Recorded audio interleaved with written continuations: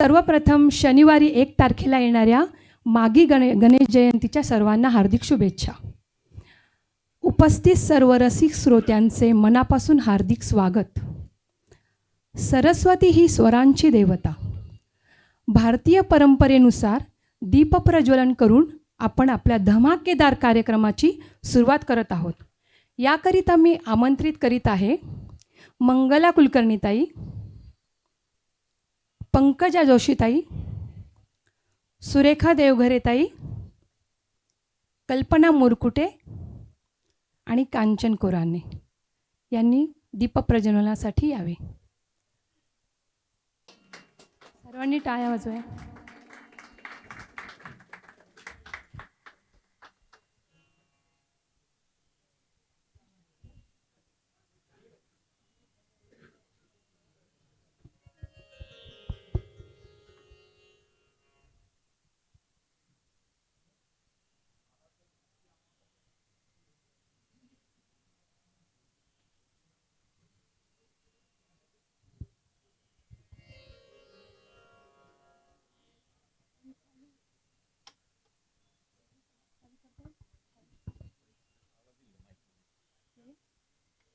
गरम होते.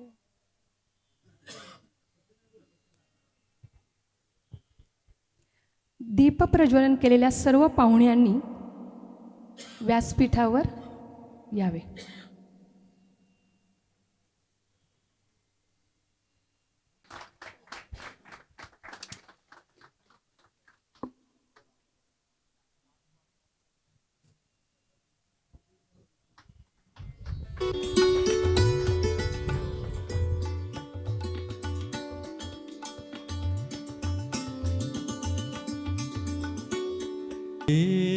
तुषार हार धवला या शुभ्र वस्त्रामृता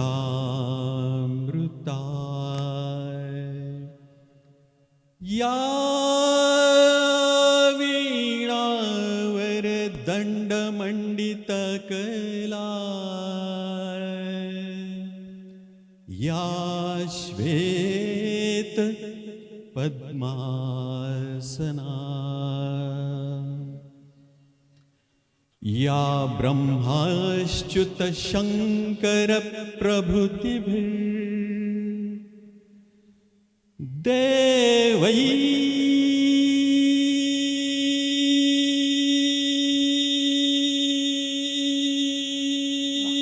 टाळ्या.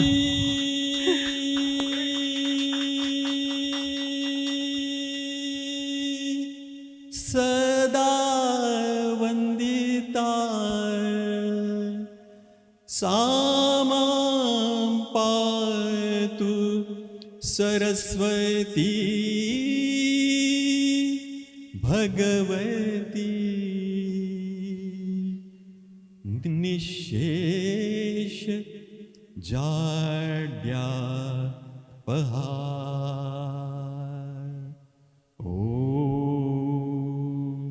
शांति शांति शांति. मस्त. संजय जोशी सर. रसिक प्रेक्षकांशी संवाद साधण्याची संधी दिल्याबद्दल डॉक्टर सरांचे मी अतिशय आभार मानते. आता आपल्या कार्यक्रमाकडे वळूयात. कार्यक्रमाचे शीर्षक अतिशय चपखल आणि योग्य असे कोराणे सरांनी दिले आहे. कालाय तस्मै नमः. पार्ट 1 कहाणी काकाची राजेश खन्ना. नंतरचा सुपरस्टार हा निर्विवाद अमिताभ हरिवंशराय बच्चनच किंवा त्यापेक्षा मोठाच म्हणा. स्टार ऑफ द मिलेनियम, इस सदी के महानायक.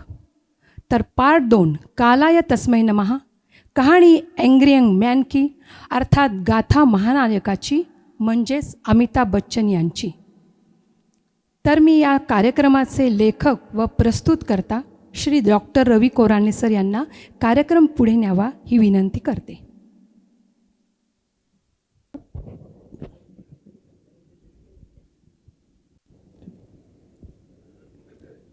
आपण पहिला कार्यक्रम केला होता कालाय तस्मैने महा कहाणी काकाची, आणि त्यानंतर हे दुसरे पुष्प की पुरुष बली नाही होत समय होत बलवान, भिल्लन लूटत गोपिका वही अर्जुन वही बाण. म्हणजे करणारे आपण कोणी नाही, काळ आपल्याकडनं करवून घेत असतो. मला बऱ्याच मित्रांनी याचा संदर्भ विचारला होता, तेवढा एक सांगतो. हा उपदेश भगवान श्रीकृष्णांनी आपला देह ठेवताना अर्जुनाला केला होता, आणि त्यांनी हेही सांगितलं की तू आता द्वारका सोडून जा, कारण द्वारका आता बुडणार आहे. त्याप्रमाणे अर्जुन सर्वांना घेऊन तिथून निघाला, आणि वाटेत त्याला भिल्ल दरोडेखोरांनी परत लुटलं. आणि तेव्हा अर्जुन फारसा प्रतिकार करू शकत नाही, याचं कारण त्याचा काळ संपला होता. तुम्ही तोपर्यंतच कार्यक्षम असता जोपर्यंत तुमचा काळ तुमच्याबरोबर आहे. एकदा का काळ संपला की असो. माझं वय आता जवळपास म्हणजे 69+, आणि तुम्ही बरेचसे माझ्यात 5-10 वर्ष इकडे तिकडे असाल. काय होतं म्हणजे 1960-70च्या आसपास तुम्ही पण कॉलेजच्या उंबरठ्यावर असाल, शाळा कॉलेजच्या. काय माझ्या पिढीने सुपरस्टार राजकन्याला घडवलं आहे, महानायक अमिताभ बच्चनला घडवलं आहे. तरी मला सारखा हा प्रश्न पडतो की माझ्या पिढीला थिएटरचं एवढं आकर्षण का होतं. काय त्यावेळेस आजच्यासारखा टी व्ही नव्हता, मोबाईल तर नव्हताच, पण तरीसुद्धा वर्तमानपत्र होती, लोक लिहित होते, वाचण्यासारखं लिहित होते, मैदानं होते, खेळ होते. तरीही आमच्या पिढीला थिएटरचं एवढं आकर्षण का. बहुधा त्याचं उत्तर या द्यायचा प्रयत्न. 72-73 साली जेव्हा बलराज सहानी गेले तेव्हा एक लेख आला होता, शिरीष केणेकरांनी लिहिलेला. त्याची सुरुवात ही अशी होती, त्यात हे उत्तर असावं. पांढऱ्या शुभ्र टोपीखाली काळाकुट्ट भ्रष्टाचार वेटोळं मांडून बसला होता. पांढऱ्या शुभ्र टोपीखाली काळाकुट्ट भ्रष्टाचार वेटोळं मांडून बसला होता.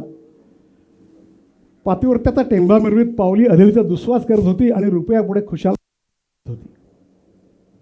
ध्येय, त्याग, मूल्य ही जोडाक्षरं फक्त शोकसभेतील भाषणांकरता उरली. स्वाभिमानाचा गैवर स्वतःने केव्हा शोषून घेतला होता. ध्येयस्थानं एकामागून एक उल्केप्रमाणे दगड बनवून कोसळत होती, आणि बाहेरच्या उजेडात जेव्हा पाहण्यासारखं काहीच उरलं नाही तेव्हा आमच्या मनातला काळोख आम्ही थिएटरच्या काळोखात बेमालूमपणे मिसळून टाकला, आणि आम्ही थिएटरवासी झालो. काय मी जेव्हा अमिताभ बच्चनची माहिती गोळा करत होतो, माहितीचे स्रोत सगळे तेच असतात नेहमीचे. गुगल आहे, यूट्यूब आहे, पुस्तकं आहेत, लेख असतात काही. तेव्हा मला असं आढळून आलं की अमिताभचं बालपण आणि तुमचं आमचं बालपण हे अगदी सारखंच होतं. सुरुवात अगदी सामान्य शाळेत, घरी एकमेव वाहन म्हणजे एक सायकल. अर्थात सायकलसुद्धा हा बरंच सधनपणाचं लक्षण होतं. जोपर्यंत साध्या शाळेत होता तोपर्यंत काही चांगले मिळायचे. शाळेत एखादा खोडरबर पेन्सिल चोरली की घरी आल्यानंतर आईचा चोप मिळायचा नेहमीसारखा. जसा जसा वरच्या वर्गात घेत गेले, कॉलेज बदललं, कॉन्व्हेंट, तसे मार्क खाली येत गेले. अभ्यासातली प्रगती ही यथातथाच होती. त्यामुळे इंजिनिअरिंगला ॲडमिशन मिळाली नाही, ग्रॅज्युएशन करावं लागलं. ग्रॅज्युएशन नंतरही नोकरी काही चटकन मिळाली नाही, 1-1.5 वर्ष असंच खस्ता खात गेलं. पण नंतर मात्र आयुष्यात वसंत आला. ब्लॅकर्स अँड बेअर्स आपल्या कलकत्ताच्या कंपनीत नोकरी लागली, आणि 62-63चा तो काळ होता. 1600 रुपये महिना पगार होता, ड्रायव्हर सहित गाडी होती, राहायला घर होतं, आणि थोडीफार सांस्कृतिक पोकळी होती, आणि भविष्य एवढं उज्ज्वल दिसत नव्हतं समोर.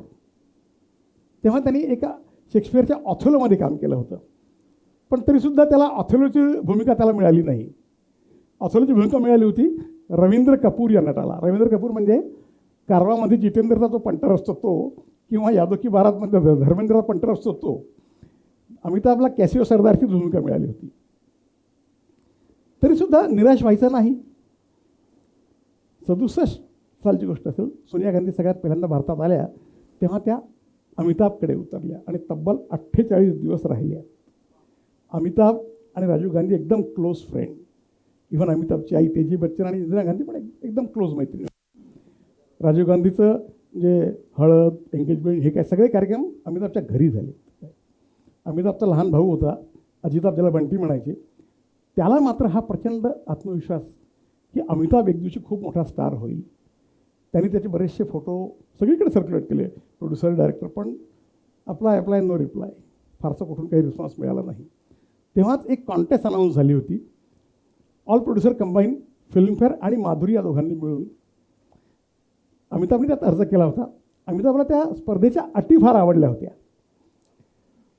त्या अटी अशा होत्या, पहिलं तुमची ऑडिशन होईल, मग तुमची स्क्रीन टेस्ट होईल आणि त्याच्यानंतर तुम्हाला काही दिवस पगारी नोकर म्हणून ठेवण्यात येईल आणि मग तुम्हाला सिनेमात काम मिळेल. पण अमिताभने अर्ज करूनही कोणी काही बोलावलं नाही. अमिताभचे वडील त्याला नेहमी सांगायचे, आपल्या घराला कुलूप असेल, किल्ली हरवली असेल तर निराश व्हायचं नाही, कुलूप तोडायचं आणि सरळ आतमध्ये जायचं.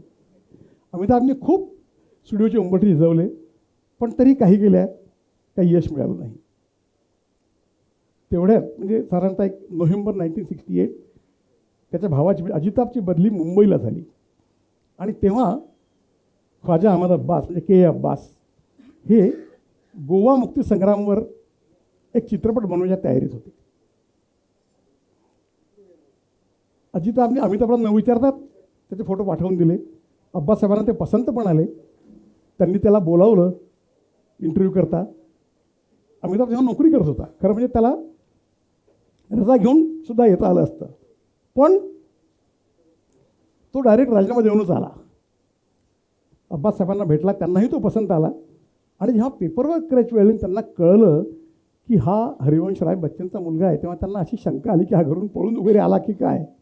म्हणून त्यांनी त्याच्या वडिलांशी पत्रव्यवहार केला आणि त्यांनी पण सरळ उत्तर दिलं की बाबा आमच्या मला काम करण्याची इच्छा आहे सिनेमात आणि तुमच्यासारख्याच्या सिनेमात काम करून मला आनंदच होतो आहे.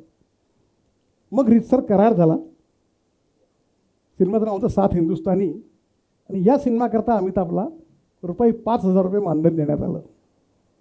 त्याच्याबरोबर काम करणारे इतर जे लोक होते सात हिंदुस्तानीमध्ये, त्यातलं मधूचं काम केलं होतं एक सौरभ सन्याल म्हणून होता. जोगिंदरचं काम केलं होतं उत्पल दत्त यांनी. जलाल आगाने काम केलं होतं एक शिंदे नाव सखाराम शिंदेचं केलं होतं. मेहमूदचा लहान भाऊ अनवर त्यांनी काम केलं होतं जोगिंदर शर्मा नावाचं एक सखाराम शर्माचं. अमिताभनी अनवर अली ही भूमिका म्हणजे उर्दू कवीची भूमिका केली होती. आणि त्याचा पहिला डायलॉग असा होता, अरे यार ये जरा पडके तो बताओ. मधुकर नावाची भूमिका जी ती केरळच्या महादेवन या लढाने केली होती आणि एक स्त्री पात्र होतं ते शहनाज नावाच्या बाईने केलं होतं, जिचं नाव त्या सिनेमामध्ये तिचं नाव असतं मारिया. सिनेमा व्यवस्थित बनला, प्रदर्शित पण झाला, पण बॉक्स ऑफिसवर फारशी काही कमाल दाखवली नाही. तरीसुद्धा या सिनेमाने अमिताभला बेस्ट डेब्युटंट ॲक्टर हे नॅशनल अवॉर्ड मिळवून दिलं. सांगता 68-69चा काळ होता आणि त्याच वेळेस ऋषिकेश मुखर्जी आनंदची जुळजवळ करत होते आणि त्यांचं नाव नक्की झालं होतं मेन रोल करता. आणि दुसऱ्या म्हणजे बाबू मोशाय किंवा डॉक्टर भास्करच्या रोल करता त्यांच्या मनात उत्तम कुमारचं नाव होतं आणि ते पण त्यांना नक्कीच करायचं होतं. अब्बासाहेब एक दिवस भेटायला गेले ऋषिकेश मुखर्जींना आणि याला काहीच काम नव्हतं. अमिताभ तो पण त्यांच्याबरोबर गेला आणि त्याला पाहता क्षणी ऋषिदांना असं वाटलं की हाच आपला बाबू मोशाय आणि त्यांनी त्याला तिथेच पक्क केलं. आनंद तसा इट वॉज अ क्विकी म्हणजे 40-45 दिवसात सिनेमा तयार झाला. त्या वर्षीचा सगळ्यात चांगला सिनेमा तो आणि त्याला 7 फिल्मफेअर अवॉर्ड मिळाले, सगळ्यात जास्त त्या वर्षीची. Best film, best director, best editor, best story हे 4ही award Rishikesh Mukherjee. Best dialogue Gulzar, best actor Rajesh Khanna आणि best supporting actor Amitabh Bachchan. अमिताभची फार इच्छा होती की त्याला एखादं गाणं त्या सिनेमात मिळावं, पण त्याला तो काही सुपरस्टार नव्हता, त्यामुळे त्याला काही कसं मिळालं नाही. तरी पण त्यात एक सुंदरशी अशी कविता होती, मौत तू एक कविता है, इस कविता का है मिलेगी मुझको, डूबती हुई नज़मों को दर्द में नींद आने लगे.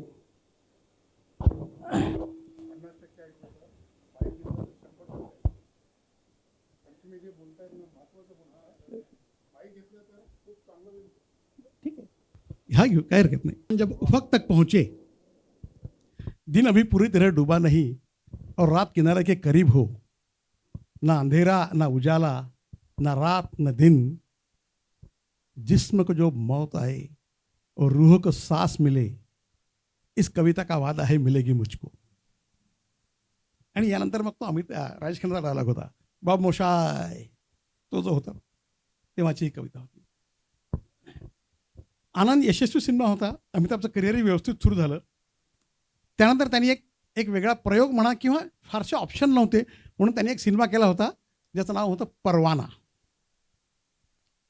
त्यात त्यांनी खलनायकाचं काम केलं, he was a villain, Navin Nischal hero होता त्याच्यात। काय सिनेमावाल्यांवर हा नेहमी आरोप असतो की सिनेमा पाहून लोक बिघडतात, म्हणजे सिनेमा पाहून लोक चोऱ्या करायला शिकतात, खून करायला शिकतात, पण याच्यामध्ये उलटं होतं।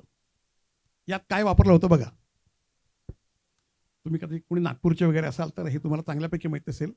बॉम्बे हावडा मेल ही विटीवरून 7 वाजता निघते आणि अजूनही म्हणजे गेल्या 50 वर्षात फारसा बदल झालेला नाही, 5-10 मिनिटाचा फरक असेल। ती 7:15ला दादरला असते, 8 वाजता कल्याणला असते आणि दुसऱ्या दिवशी सकाळी ती नागपूरला पोहोचते। आणि त्याच वेळेस म्हणजे तेव्हा एकच होतं, एअर इंडियाचं फ्लाईट होतं मुंबई टू नागपूर, ते साधारणतः 9 वाजताच्या पासून। या सिनेमात असं दाखवलं की अमिताभ बच्चन व्हीटीवरनं बसतो, टीसीला सांगतो की माझी तब्येत बरी नाही, मी झोपणार आहे, मला डिस्टर्ब करू नको, आणि दादरला उतरून जातो, उपनगरात जाऊन एक खून करतो आणि रात्रीच्या फ्लाईटने परत नागपूरला येतो आणि त्याच जागेवर परत त्याच गाडीमध्ये झोपून जातो। शेवटपर्यंत हे कळत नाही की खून कोणी केला आहे, अर्थात शेवटी अमिताभच सांगतो बा। हीच आयडिया 2007च्या जॉनी गद्दारमध्ये पण वापरली होती आणि त्यात असं दाखवलं होतं की तो व्हिलन परवाना सिनेमा पाहून आलेला आहे। परवानाची अजून एक गंमत, परवानाचा हिरो होता नवीन निश्चल, त्याचा फोटो मोठा होता आणि अमिताभचा एक लहानसा उजव्या कोपऱ्यात फोटो होता। आणि आता हे नॅचरल आहे की हिरो हिरोईनचे फोटो मोठे असतात आणि म्हणजे कॉमेडियन व्हिलन त्यांचे फोटो लहान असतात, बाकीचे नुसते नावं असतात। एक माहिती म्हणून सांगतो, तरीसुद्धा एक सिनेमा असा होता ज्याच्यामध्ये शम्मी कपूर हिरो असून पोस्टरवर फक्त संगीतकाराचा फोटो होता हार्मोनियम घेऊन। सिनेमाचं नाव होतं मुजरिम आणि संगीतकार होते ओ.पी. नय्यर। परवानाची अजून एक खास गोष्ट, त्यामध्ये एक गाणं होतं अमिताभला, ओ जमिया छमक छल्लो। अमिताभला काही केल्या त्या स्टेप जमत नव्हत्या। डान्स डायरेक्टर जे होते सुरेश भट, ते इतके वैतागले की शेवटी त्यांनी सांगितलं डायरेक्टरला, स्वरूप किशनला, अरे यार तुम्ही लड़के को बदल दो, इससे नहीं होगा। शेवटी वामन भोसले जे एडिटर होते त्यांनी सांगितलं, अरे इससे भी खराब आदमी को हमने नचाया है, तुम करो तो जरा। तो सिनेमा झाला। सिनेमा फारसा चालला नाही, अमिताभला लोकांनी खलनायक म्हणून स्वीकारलं नाही, पण परवानातच नाही, त्यानंतर आखे, नंतर रामगोपाल वर्मांचा आग, त्याच्यात पण म्हणजे अमिताभला एकंदरीत खलनायक म्हणून लोकांनी स्वीकारलंच नाही। काय अमिताभ तेव्हा अनवर बरोबर राहायचा, मेहमूदचा लहान भाऊ, कदाचित त्यामुळे म्हणा की काय त्याला मेहमूदचा पुढचा सिनेमा मिळाला, त्याचं नाव होतं बॉम्बे टू गोवा। आता मेहमूदचा सिनेमा म्हटल्यानंतर हिरो असो वा नसो, त्यात मेहमूदचंच काम मोठं असतं। एक साधी गोष्ट असते, एक बस मुंबईहून गोव्याला जाते, ती ड्रायव्हरचं नाव राजेश, कंडक्टरचं नाव खन्ना त्या सिनेमामध्ये। काय आणि त्यात अमिताभला एक चांगल्यापैकी गाणं होतं, देखा ना हाय रे सोचा ना हाय रे। आणि सिनेमा यशस्वी झाला, सिल्वर ज्युबिली झाला, म्हणून मेहमूदने आपली जुनी फियाट कार अमिताभला गिफ्ट देऊन टाकली आणि अमिताभने घरी टेलिग्राम केला, acquired my first on car. काय त्यानंतर पहिला सिनेमा त्यांनी केला जया भादुरी बरोबर, बन्सी बिरजू। त्यानंतर बरेच त्यांनी असे पडेल सिनेमे केले। नंतर अजून एक सिनेमा केला होता ज्याचं नाव होतं एक नजर, त्याच्यामध्ये मीर तकी मीर म्हणून एक बरेच गाजलेले उर्दू शायर होते, त्यांचं एक गाणं ते आपण घेतोय। कल्पना खूपच चांगली आहे बघा, बागेतल्या सगळ्यांना माहिती आहे, झाडं फुलं पानं, पण यालाच माहिती नाही आहे, पत्ता पत्ता बूटा बूटा हाल हमारा जाने है, जाने न जाने गुल ही न जाने बाग तो सारा जाने है।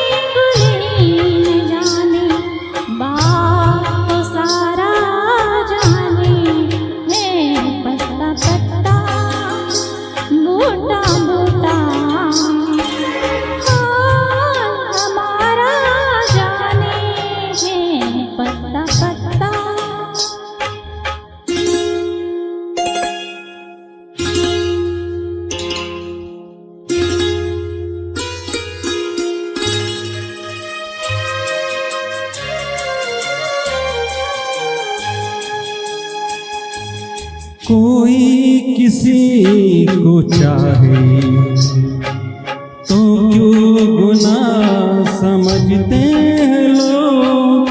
कोई किसी की खातिर तड़पे अगर तो हंसते हैं लोग। बेगाना आलम है सारा, यहाँ तो कोई हमारा दर्द नहीं पहचाने हैं। पत्ता पत्ता बूटा बूटा हाल हमारा जाने। पत्ता पत्ता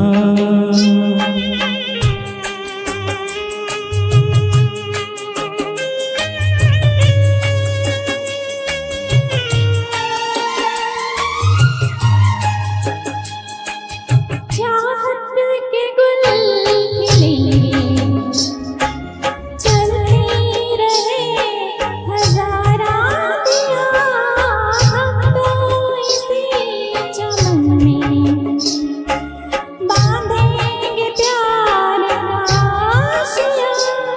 ये दुनिया बिजली गिराए, ये दुनिया काटे बिछाए। इश्क मगर कब माने हैं। पत्ता पत्ता बूटा बूटा हाल हमारा जाने हैं। पत्ता पत्ता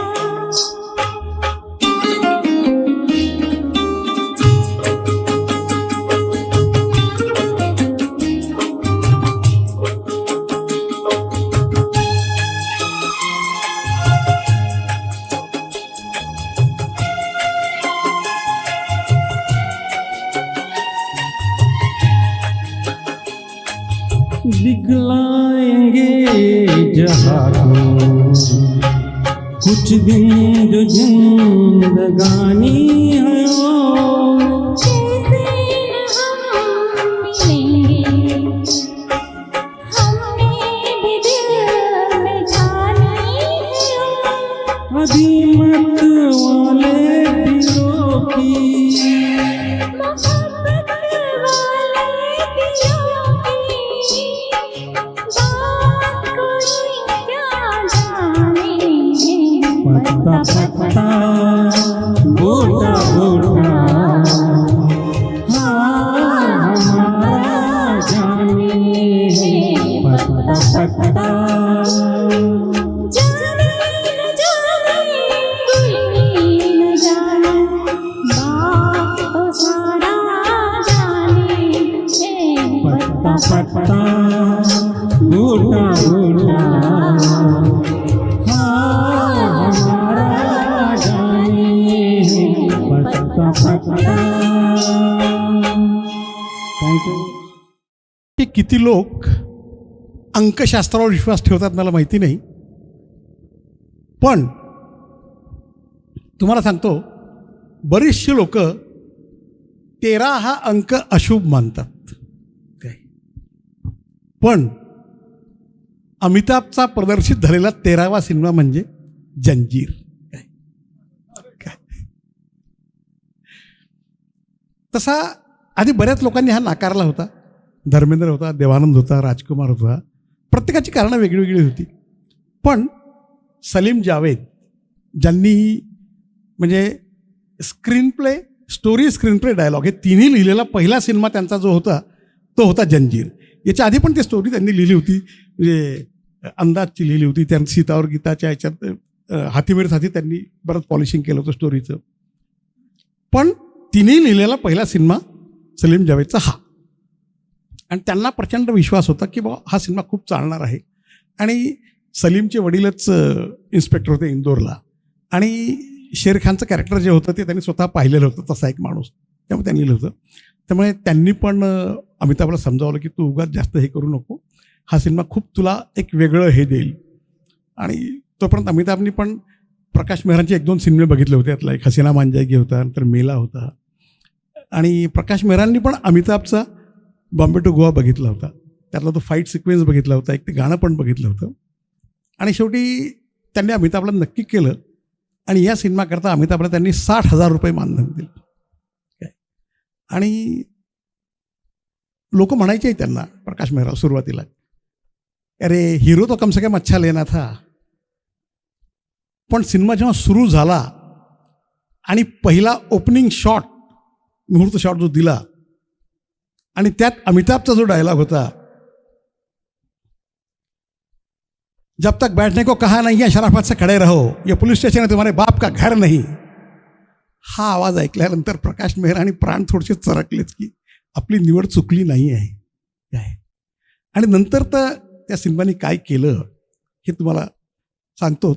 त्याच्या आधी एक थोडंसं 2 मिनिटं. Cinema is a very high risk game आणि high risk is high gain, which is quite natural.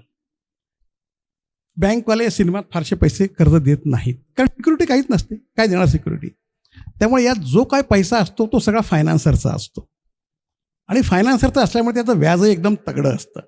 म्हणजे यू विल नॉट इमॅजिन 2.5 ते 3% पर मंथ, 30 ते 36% पर ॲनम. म्हणजे एक सिनेमा जर तुम्हाला 2.5-3 वर्ष लागले तर 1 करोडच्या सिनेमानी 2 करोड कमवले तर तो सिनेमा फ्लॉपच धरण्यात येतो. जेव्हा 1 करोडच्या सिनेमानी 2.5 करोड मिळाले then it is a hit. 3 crore मिळाले सुपर हिट आणि 3पेक्षा जास्त जर मिळाले तर then it is a blockbuster. हे साधारण गणित असतं. थोडंफार गणित आता बदललं, कारण थिएटरचे साईज बदलले, तिकिटांचे भावही वाढले. तरी पण आधी तर एक ठळकच हे होतं की सिनेमा सिल्वर जुबिली झाला की तो हिट आहे संतूनच चालायची काय. या सिनेमामधलं एक सुंदर गाणं होतं, ते म्हणण्याकरता मी सारंग सरांना बोलवतो आहे. नाही, यारी है ईमान मेरा.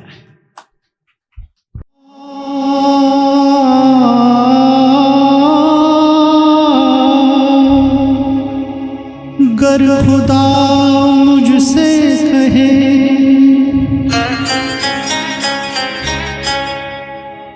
गर खुदा मुझसे कहे कुछ मांग ऐ बंदे मेरे, मैं ये मांगू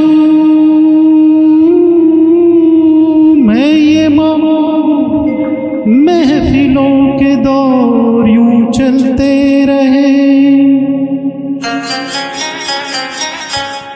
हम पे आला हम नेवाला हम सफर हम राज हो, ता क़यामत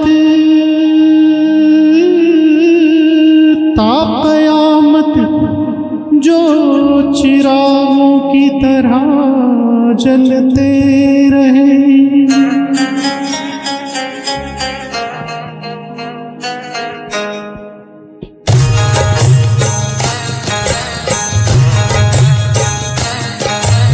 यारी है ईमान मेरा यार मेरी जिंदगी, अरे यारी है ईमान मेरा यार मेरी जिंदगी. प्यार हो बंदों से ये प्यार हो बंदों से ये सबसे बड़ी है बंदगी. यारी है, अरे यारी है ईमान मेरा यार मेरी जिंदगी.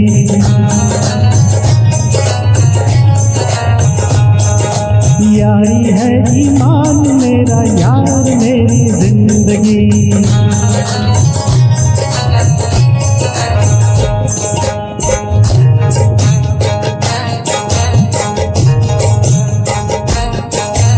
साज दिल छेड़ो जहां में,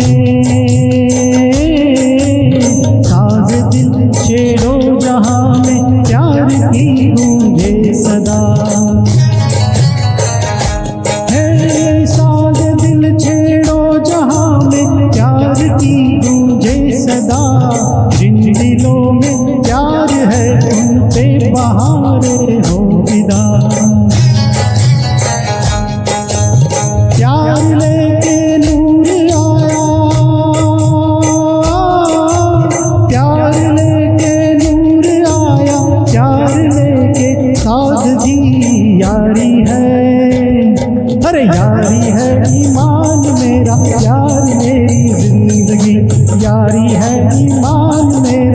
प्यार मेरी